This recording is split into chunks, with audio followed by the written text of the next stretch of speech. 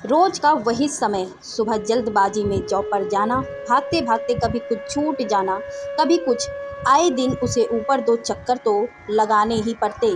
आखिर उसे हर बात की हड़बड़ी जो रहती। क्यों ना हो, नया नया जॉब लगा था, घर की और नौकरी दोनों की जिम्मेदारियां को निभाना, वह भी सुबह के समय।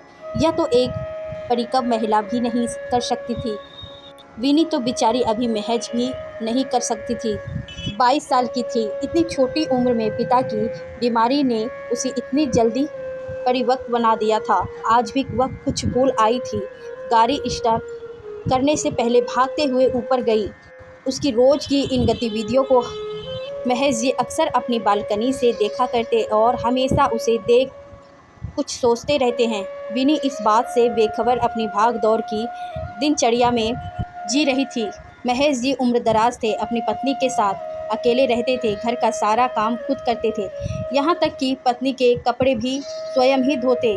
उनकी पत्नी अब भी 2 महीने पहले पैरालिसिस की शिकार हो गई थी। बच्चे तो बाहर थे, वह तो बस फ़ोन पर ही हाल चाल पूछ कर इत्यादि कर लेते थे। बेचारे उमेश जी एक औरत की भूमिका निभा रहे थे। शाम को जब वह टहल रहे थे तो उन्हें विनी आते हुए दिखाई दी। विनी का फ़ोन कान पर लगा था।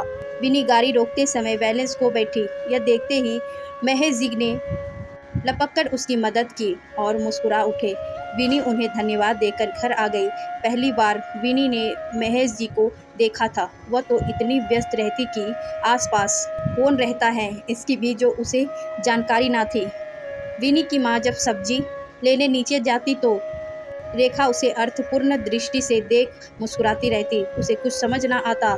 इधर विनी और महेश जी अक्सर नीचे मिलते और विनी उनसे रोज़ थोड़ी बहुत बातचीत कर ऊपर आ जाती। यह सिलसिला काफ़ी समय से चल रहा था। रेखा की नज़रें रोज़ अब इन दोनों की इन गतिविधियों पर रहने लगी। एक दिन महेश बाबू ने उसे कुछ सामान लाने को कहा। विनी ने सहर्ष उनकी बात को मना देकर हाँ कहकर चली गई। उस दिन बात आई गई हो गई। दूसरे दिन शाम विनी जब लौटी तो रेखा ने देखा कि एक सुंदर सा बुके और गिफ्ट गाड़ी की डिक्की से निकाल कर महेश जी को फ़ोन लगाया। महेश जी भी तुरंत शॉट के बटन लगाते हुए खुशी खुशी तेज कदमों से विनी की ओर आई। यह सब देख रेखा ने सभी आसपास की महिलाओं के कान भरने शुरू कर दिए और विनी को बदनाम करने लगी। इतनी सी छोकरी अपने पिता से भी बड़े उम्र के व्यक्ति से चक्कर चला रही है। यह बात अब धीरे धीरे सारी मल्टी के लोगों में आग की तरह फैल गई। विनी की माँ नीचे सब्जी लेने जाती तो सभी महिलाएं काने फूसी करने लगती। विनी की माँ को कुछ समझ नहीं आता। उस दिन तो रविवार था। विनी बालकनी में बाल सुखा रही थी, तभी उसने देखा कि कॉलोनी की महिलाएं नीचे एक तरह हो गई और विनी की माँ को नीचे आने के लिए आवाज़ दे रहे हैं। थोड़ी देर में वहाँ कुछ बुजुर्गों भी एक तरह हो गए। विनी को समझ नहीं आया कि मांजरा क्या है। तभी नीचे से विनी को देख रेखा बोली, अपनी माँ को तो जरा से नीचे भेज। विनी माँ से बोली, माँ तुम्हें नीचे बुला रहे हैं, सोसाइटी में कुछ घटित हुआ है क्या?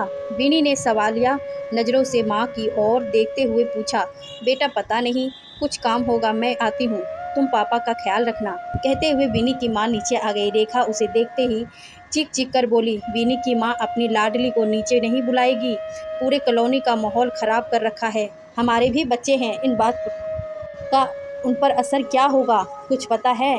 विनी की माँ सहम गई। क्या हुआ जो आप लोग इस तरह की बातें कर रहे हैं? तुम क्या घर में आंखें पर पट्टी बांध कर रहती हो, जो समझती नहीं कि तुम्हारी बेटी क्या गुल खिला रही है? कल तो मैंने सब अपनी आंखों से देखा है।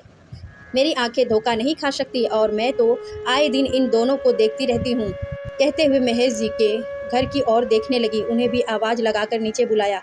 घबराए से महेश जी भी नीचे आ गए।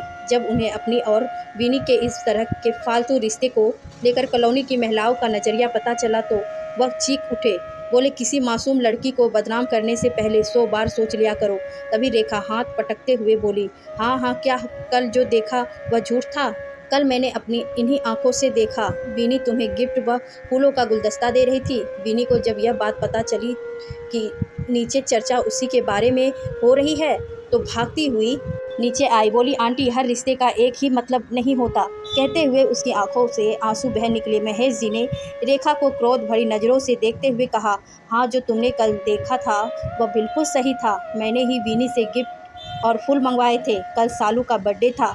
मैं अकेला रहता हूँ और उसे अकेला छोड़कर नहीं जा सकता। विनी को मैं रोज़ आते जाते देखता था, सोचता था कि यह रोज़ आती जाती है, कभी मेरा भी छोटा मोटा काम कर देगी। यही सोचकर मैंने उससे बात शुरू की और वह भी मेरा मान रखते हुए सहर्ष मेरी मदद के लिए मान गई। अब आप अपनी गंदी सोच को सभी पर थोपने से पहले जांच परख लिया करो। बेकार एक लड़की को बदनाम करने चली हो। तुम जैसी औरतें ही है जो समाज में जो होता नहीं है उसके बारे में भी मनगढ़ंत कहानियाँ बताकर फालतू की गॉसिप करके लोगों के बारे में बेकार की बातें फैलाती रहती हो। इतना सब हो जाएगा, यह सोचकर विनी रोने लगी। तभी विनी की माँ ने उसके सिर पर हाथ रखते हुए कहा, बेटा, किसी का सहारा बनकर जो लोग काम करते हैं, गलत भी वही लोग सुनते हैं। तुम तुम्हारा काम करते रहो, मैं तुम्हारे साथ हूँ। समाज के पास तो सिर्फ नज़र है, नज़रिया नहीं। तभी महेश जी ने विनी के सिर पर हाथ रखते हुए कहा, तुम मेरी बेटी से भी बहुत छोटी हो।